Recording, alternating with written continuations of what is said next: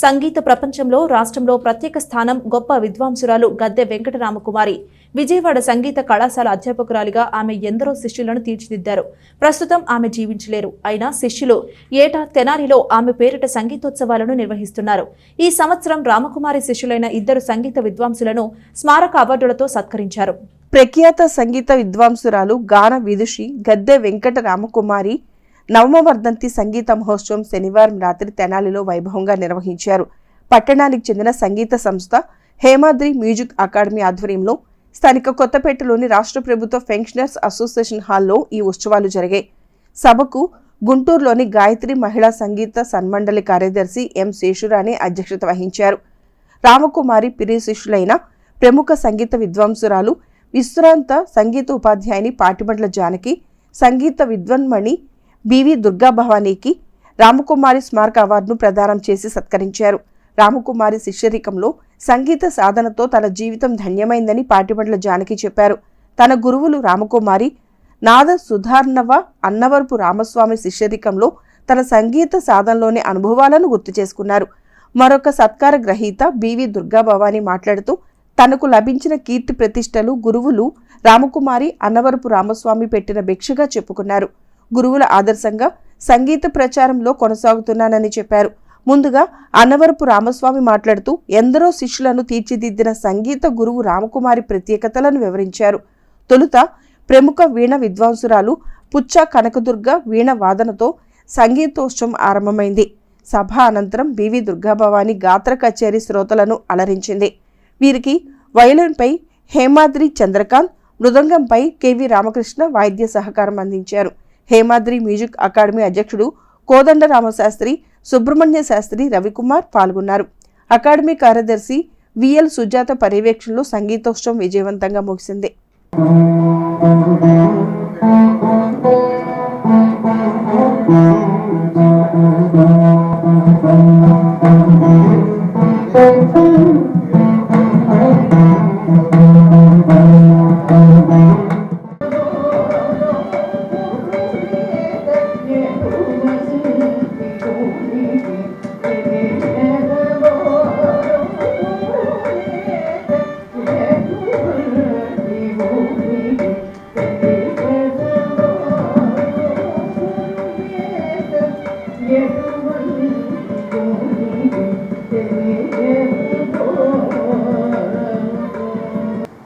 అమ్మగారి దగ్గరికి వెళ్ళటమే ఒక అదృష్టం.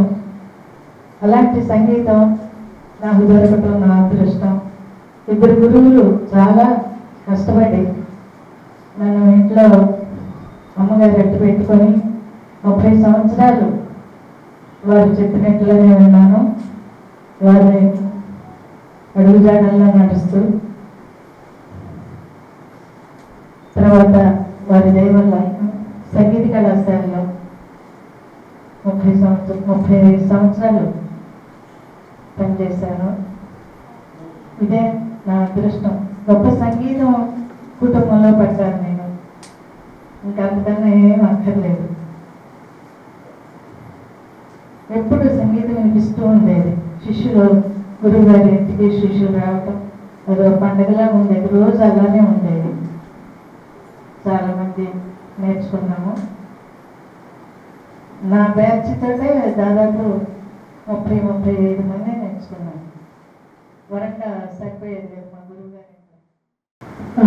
కాలేజ్ టైం అయిపోగానే ఆవిడ లాస్ట్లో బయటకు వచ్చాడు. అదొక్కటి మాకు తెలిసింది. అంత నుంచి ఆవిడ ఎప్పుడు బయట కనిపించలేదు. పూర్తిగా ఆ సంగీత కళాశాల టైంలో మొత్తం ఆ శిష్యులు పెట్టుకుని ఆవిడ నా తమ్ముడు పెట్టుకుని శిక్షణ ఇచ్చేవాడు.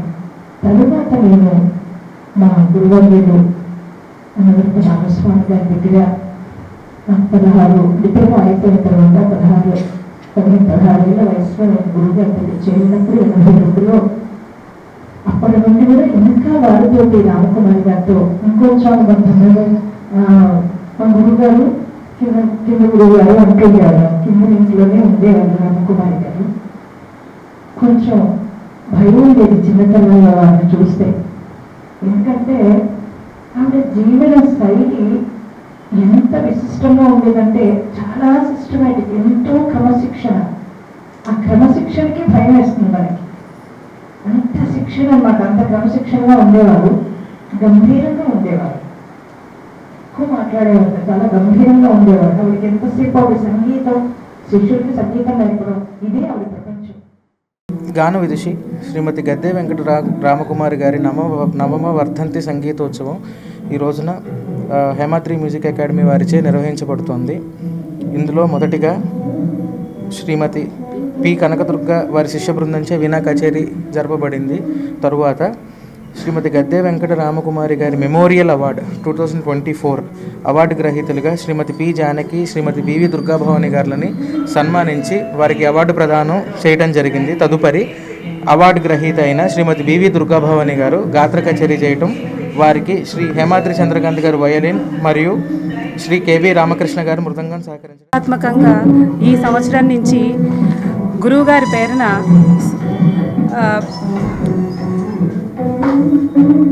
పేరున గద్దె వెంకట రామకుమారి మెమోరియల్ అవార్డు 2024 ఈ సంవత్సరం నుంచే ప్రారంభం చేశాము. దానిలో ముఖ్యంగా వారి శిష్యుల్లో ప్రథములైన జానకి గారికి మరియు ఏ గ్రేడ్ టాప్ గ్రేడ్ సాధించిన దుర్గాభవాని గారికి ఈ సంవత్సరం అవార్డు గ్రహీతలుగా ప్రకటించి వారికి సన్మానం చేయడం జరుగుతుంది. ప్రతి సంవత్సరము ఈ విధంగానే మేము ఈ మెమోరియల్ అవార్డుని, స్మారక మెమోరియల్ అవార్డుని ఒక విద్వాంసులకి ప్రదానం చేయవలసిందిగా మేము కమిటీ మెంబర్స్ అందరం నిర్ణయం చేసుకున్నాము. సో దానిలో భాగంగానే ఈ రోజున 2024 ఈ సంవత్సరం నుంచి దీనిని మొదలు పెట్టడం జరిగిందండి. ప్రతి సంవత్సరము ఈ విధంగానే ఈ గురువుగారి ఉత్సవాన్ని తప్పకుండా మేము క్రమం తప్పకుండా చేస్తాము.